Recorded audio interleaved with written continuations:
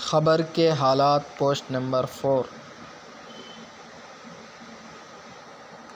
خبر میں سوال اور جواب۔ حضرت ابو ہریرہ رضی اللہ عنہ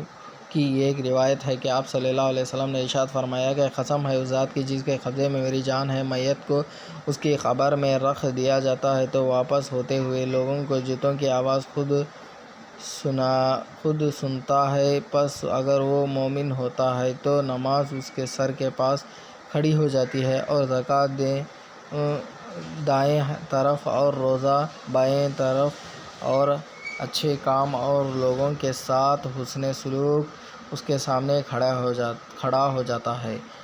تو اگر عذاب سر کی طرف سے آتا ہے تو نماز کہتی ہے کہ میری طرف سے جانے کا راستہ نہیں ہے، دائیں طرف سے آتے ہیں تو زکوٰۃ کہتی ہے کہ میری طرف سے راستہ بند ہے،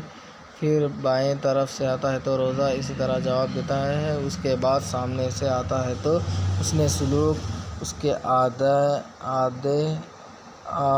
آڑے آ جاتے ہیں، پھر اس سے کہا جاتا ہے کہ بیٹھ جاؤ،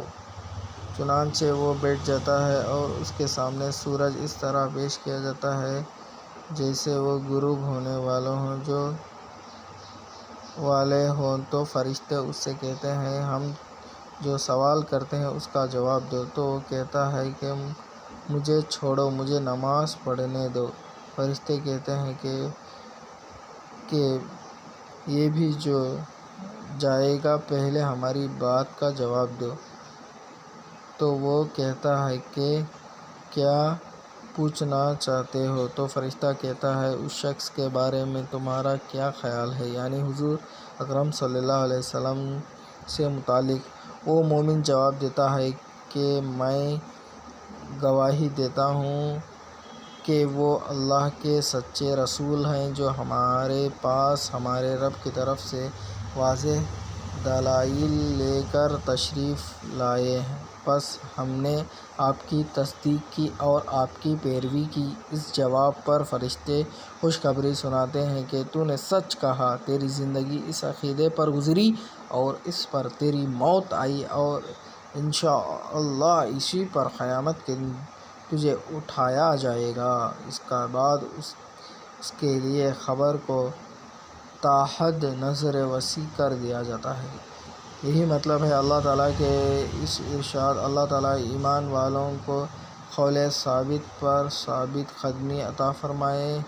فرماتا ہے دنیا کی زندگی میں اور آخرت میں۔ اس کے بعد کہا جاتا ہے کہ اس کے سامنے جہنم کا دروازہ کھولو، چنانچہ اس کے لیے جہنم کا دروازہ کھول کر اسے بتایا جاتا ہے کہ دیکھ، اگر